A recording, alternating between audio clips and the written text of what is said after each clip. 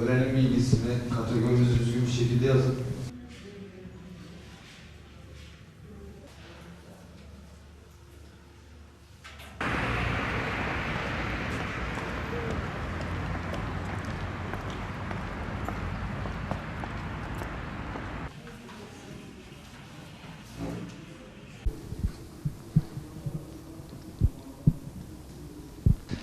Peygamber sevdaları Türkiye genelinde düzenlemiş olduğu siyer sınavları ile ilgili Malatya'da 890 kişi kayıt yaptı. 4 noktada kayıt sınavımız devam ediyor. 2 köyde bir de Malatya merkezinde Atatürk Ortaokulu, Gazi Ortaokulu'nda kayıt sınavlarımız devam etmektedir. Saat 11'de sınav başlamış. Şu anda sınav heyecanları bizim öğrenciler yaşamaktadır.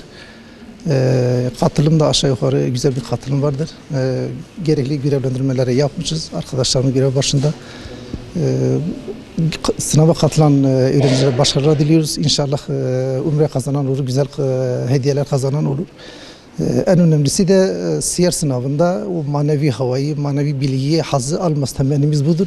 Amaç ve gayemiz zaten budur. Gençlerimizi manevi bir atmosfere, bir havaya sokmak, Allah Resulü hayatından bir şeyler öğrenmek, bunu hayatına aktarmak, insanlara aktarmak temennimiz ve gayemiz budur. Halisane bir şekilde Allah için çalışıyoruz. Bu heyecan istedi ki bizim gençlerimiz özellikle bu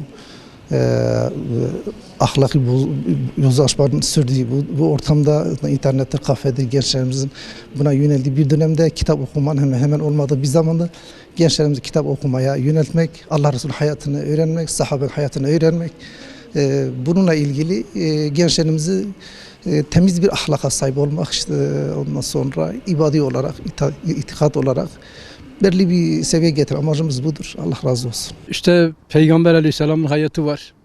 Bir siyer yarışması. Onun için geldik. Evet. Herkese başarılar dilerim. Heyecanlı mısın? Kitabı okudun mu? Hayır, heyecanlı değilim. Okudum kitabı. Kaç defa kitabı okudunuz? Valla bir iki defa okudum. Ne söylemek istersiniz? Umre'ye gitmek için mi katılıyorsunuz? Niçin katılıyorsunuz? Ümre'ye gitmek çok isterim de çıkar mı çıkmaz mı? Başka duygularınızı alabilir miyiz? Şu an ne tür duygular yaşıyorsunuz? Peygamber Efendimizin hayatıyla ilgili sınava giriyorsunuz. Evet. Abi işte peygamberin çektiği sıkıntılar, mesela yaptığı gabzeler, yaptığı savaşlar, müşriklerle uğraştığı, hepsini okuduk, öğrendik. Burada yarışmak önemli değil. Önemli olan o kitabı herkesin okuması, peygamberlerin hayatını öğrenmesi, sahabelerin hayatını öğrenmesi, bilgi sahibi olması İslam açısından çok iyi bir şeydir yani. Bu yarış düzenleyenlere teşekkür ediyorum. İlk defa böyle bir yarışa katılıyorum. İnşallah umreyi kazanırım, giderim. Hepinize de dua ederim. Sağ ol, teşekkür ederim. Ucunda umre ödülü olan bir sınava giriyoruz Allah yardım ederse.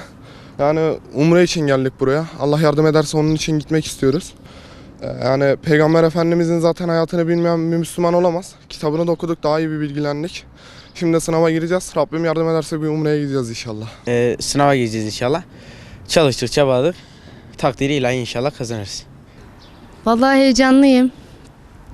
Çok şükür iyidir yani. İnşallah başarırız. Umre heyecanıyla gidiyoruz ama herkes en güzel şekilde hazırlanmıştır tabii ki. Herkese başarılar diliyorum. Güzel bir rekabet olacak. Tabii bu kitabı herkes için yeniden bir okuma, yeniden bir başlangıç çok güzeldir yani. İnsanların tekrardan duyguları canlanmıştır yani bir vesileyle. Güzel diyorum. Peygamber Efendimizin hayatını yani anlatmak ve onu yaşamak güzel bir duygu. Kazanmak amacıyla değil ama bu güzelliğe katılmak için daha iyi. geldim. İnşallah Rabbim iyi olur ve de o yaşamı yaşarız. Peygamber Efendimizin hayatını daha hoş anlatamayacak şey yok yani anlatamıyorum. Çok güzel bir duygu. İnşallah iyi olur. Kitabı kaç defa okudunuz?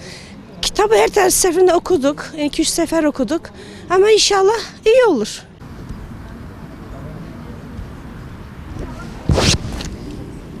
Biz ailece siyer yarışmasına girmek için geldik. Hanımım ve çocuğum girecek. Bu kalabalığı görünce insan mutlu oluyor. Bu şekilde.